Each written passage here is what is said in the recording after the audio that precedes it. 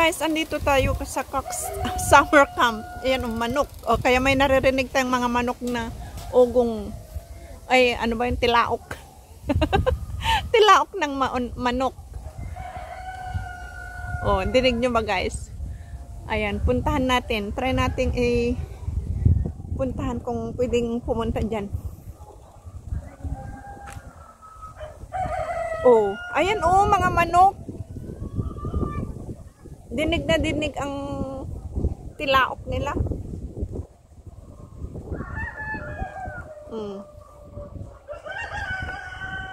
Dito na tayo. Wala namang ano? Walang treasure dyan? Wala, ano lang yan, mga manok nga. The Norman Wright Memorial Chicken Display.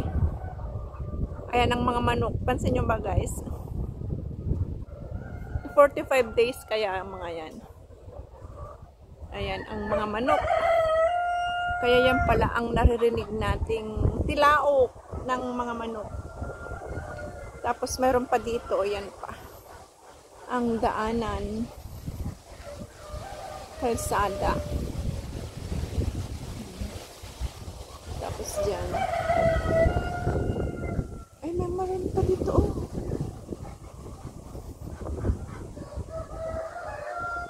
Dyan.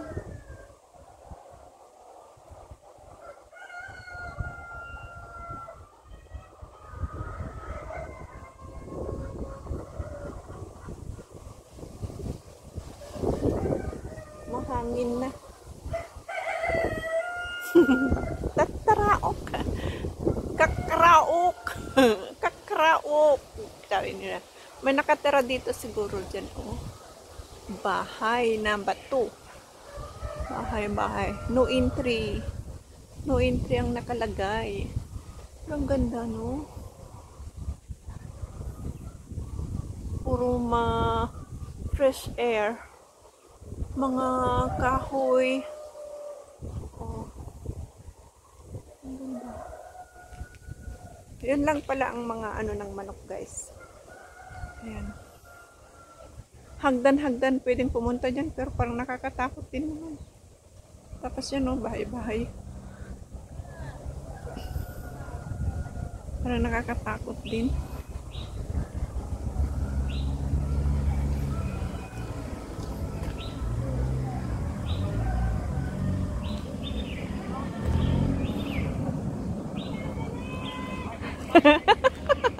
Tinatawag na ako na sa adorasyon.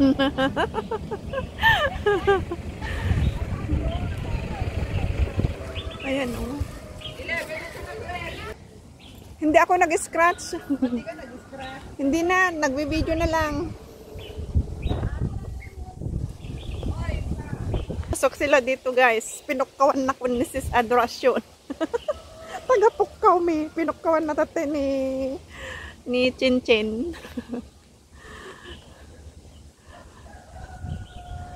Ayan, andito tayo guys. Okay lang nakita natin konti yung manok. Hindi pwedeng magtanggal doon kasi may amoy. Hindi man totally na amoy kasi mahangin din naman. Ay, ang ganda. Ito na ang part 3. Andun sila, oh. Parang Bagyo. Bagyo feels. Andito na naman ang aking mga paboritong mga punong kahoy. Kahit anong klaseng punong kahoy, guys. Ang ganda. Napakasaya ng pakiramdam ko. Makita ko ang mga malalaking puno na maraming sanga. Tuwang-tuwa na ako.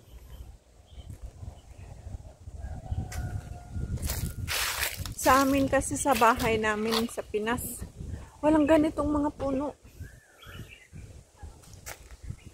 Ganitong kalalaki. Mayroon din yata yung puno ng ano sa amin, puno ng ilang-ilang. May ilang-ilang sa tabi ng bahay. Kahit sa tabi ng church. Kaya pag namulaklak yun, ang bango. Ano kaya yung nandun? May hagdan-hagdan dun, oh. Ayan. Iba kasi dito eh. Dito hindi kahit malaki ang mga ugat, hindi nabubungkal ba ang lupa. Ganda ng mga punong kahoy, guys. Ayan, oh. Amazing view. Nakaka-relax talaga. Dito hagdan pa, oh. Ay, wala. Sarado doon. Sarado. May mga tanim sila. Ano kaya yun? Ano kaya to? Ubas. Ubas kaya yan. Or ay, hindi siya ubas. O, diba? Dito tayo sa taas, guys. Oh, look. Ang ganda. Tapos may ganitong halaman. Hindi ko alam kung anong pangalan ng bulaklak na ito. Halaman. Ito ang kanyang bulaklak na hindi pa bumubuka. Ito na ang bulaklak na nakabuka siya. Oh. Ang bango niya. Ang bango. Oh, marami nang nakabuka na bulaklak. Tapos dito, hindi pa siya buka.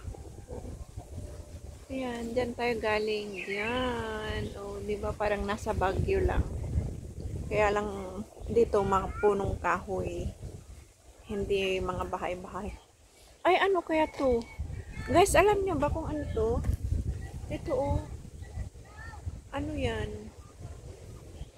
Tingnan nyo. Nakakain ba yan, guys? Ito ba yung ano, yung anong tawag nito? Nakalimutan ko na kung anong tawag dyan. Yung maasim na prutas. Pero wala sa atin, parang dito lang sa ibang bansa. Yan o, may mga colored tops na yon ng mga punong kahoy. Colored ang kanilang talbos. Kasi bagong sibol. Hindi yan bulaklak. Mga talbos yan. Tops ng mga punong kahoy. Ito oh, anong pangalan nito, guys? Paki-comment please kung alam nyo. Ang ganda. Ay, bakit parang madilim? Ayan oh. Ayan. Ay, madilim nga. Saan ba? Ayan oh. Ayan. Paki-comment guys kung alam nyo kung ano ang bunga na ito. Kung ito pa ay edible fruit o hindi. Salamat. Ayan o. May pa-slope na hagdan papunta doon. Ayan. Ang ganda ng pine tree ang taas. Ang ganda ng mga pa-easy lang, leisure walk lang ba? Habang nagba-vlog. Hindi ka mapapagod eh. Tapos, enjoying the nature. Ang ganda. Ito nasa coconut tree. Coconut tree na orchids. Ang ganda. Yan o. I-zoom natin. Ayan. Ang ganda.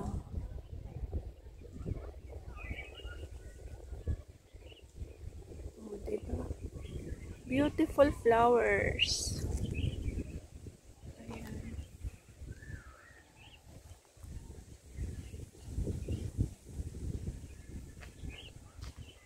Tsaka ito pa, oh. Ito pa.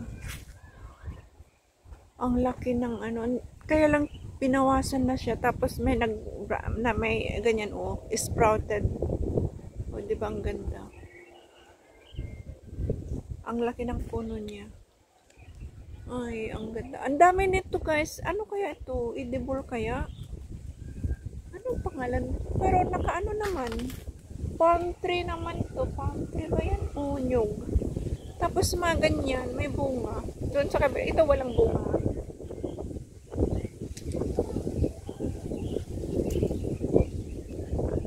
Ang sarap maglakad-lakad, tapos mahangin. Maaraw siya, pero mahangin. Maganda, malamig ang hangin. Kaya okay lang, maganda pa ang ano. maganda ang panahon. Ang daming mga bahay-bahay doon. Mga bahay-bahay. Ito malinis siya. Malinis na punong kahoy. Ano kayang pangalan niyan? Yung mga forestry dyan. Baka alam nyo kung ano ang mga punong kahoy na ito. Paki-comment down below sa aking comment box. Tapos ito Ay, oo, parang ano. Ay, ang ganda naman. Ito kung yung baag sana ito, di pwedeng ulamin. Kaso, alam nyo rin ba ito guys, kung anong puno ito? May mga bulaklak kaya to? O bunga na siya. Ganyan parang baag alukon sa Ilocano, baag sa amin, alukon doon sa Ilocos. Pero hindi siya alukon. Baag. Ayan Ang daming mga sanga sa iisang puno. Yung bagong sipol na mga dahon. Kaya light green sila. Ang ganda. Ayan andun yung mga kasama ko. Kasi leisure walk lang ang ginagawa ko. Hindi ako pagod. Ini-enjoy ko ang mga punong kahoy. Punong kahoy na magaganda. Punong kahoy. Tapos mga halaman. Wild flowers. Wild plants. Andyan tayo. Yan, meron pa dyan. Doon sa taas. Ayan. May pine trees doon. Ayun, meron pa doon. Kung sana ay bayabas, sampalok mga sarisa salamagi. Ano ba yun? Sampalok. Ano pa yung isa? Kamantiris. Ano ba yun sa Tagalog ng kamantiris? Ito ano kaya to? Na ano ako dito kung anong pangalan nito. Kung edible ba siya guys, paki-comment. Ngayon lang ako nakakita ng prutas na ganito. Ang daming bunga. Dito maraming bunga pa. Ay, madilim. Ito Andito na! Ayan edible ba yan guys? Paulit-ulit na lang. Ayan, ang ganda. Andun si Sis Adrasya. Ang ganda guys. Sinong hindi ma-amaze sa ganitong lugar. Ma-relax pag ganito ang mga tanawin, di ba?